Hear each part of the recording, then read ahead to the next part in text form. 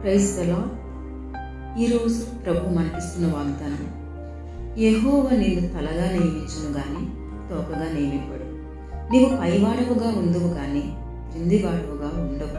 ద్వితీయోపదేశకాండము 28వ అధ్యాయం 14వ వచనం. ప్రభువు తన బిడ్డలైన వారికి, తన సంతతికి ఇస్తున్న వాగ్దానం. తన బిడ్డలైన వారు అంటే క్రైస్తవులు అని చెప్పబడిన వారు చాలామందే ఉన్నారు. అయితే వారిలో అందరికీ ఈ వాగ్దానం వర్తించదు. అందరి జీవితంలో కూడా ఇది నెరవేరదు. ఎవరి జీవితంలో ఇది నెరవేరుతుంది అంటే యథార్థముగా, ఖచ్చితంగా దేవుణ్ణి ఎవరైతే సమీపిస్తున్నారో వారి జీవితాల్లో ఇది ఖచ్చితంగా నెరవేరుతుంది. అయితే అలాగ యథార్థంగా దేవుని భక్తి చేస్తున్న వారిని మనం చాలామందిని చూస్తూనే ఉన్నాం కదా. మరి వాళ్ళ జీవితాల్లో ఎప్పుడూ తలగా ఉండడం కానీ, పైవారిగా ఉండడం కానీ చూడలేదు. ఎక్కువ శాతం భక్తులు బానిసలుగా ఉండడం చూస్తున్నాం కదా అని కూడా మన మనసులో ఆలోచన రావచ్చు. మరి అయితే యోసేపు బానిసగానే ఉన్నాడు. దావీదు కూడా గొర్రెల కాపరిగా ఉన్నాడు. ఎస్తేరు కూడా అనాథగా ఉంది.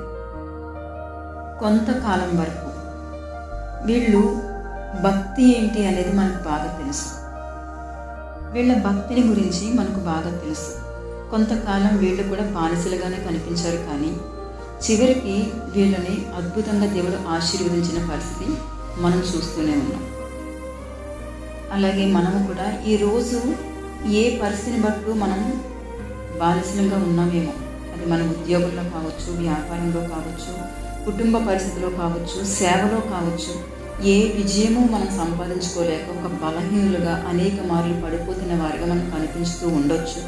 అయినప్పటికీ ప్రభువు అంటున్నాడు, నీతిమంతుడు 7 మార్లు పడినను తిరిగి లేచి నిలుచుంటాడు అని. సో అలాగే దావీదు జీవితంలో కూడా అనేకమైన పరిస్థితులు వచ్చినాయి. యోసేపు జీవితంలో అనేకమైన పరిస్థితులు వచ్చినాయి. ఎస్తేరు జీవితంలో కూడా అనేక పరిస్థితులు తను కూడా ఎదుర్కొంది. అయినప్పటికీ కూడా వారి జీవితాల్లో దేవుడు ఖచ్చితంగా విజయం ఇచ్చాడు. ఎందుకు అంటే వాళ్ళు చేసిన భక్తి యథార్థమైన భక్తి కాబట్టి. అలాంటి భక్తి మనము కూడా చేసినట్లయితే ఖచ్చితంగా మనము ఈ వాగ్దానాన్ని స్వతంత్రించుకుంటాం. ఈ రోజు కాకపోయినా రేపటి భవిష్యత్తులో మనము తలగా నియమించే దేవుడు మనకు తోడుగా ఉన్నాడు. మనము ఖచ్చితంగా పైవారుగా ఉంటాము. విజయం మనది. దేవునికి స్తోత్రం.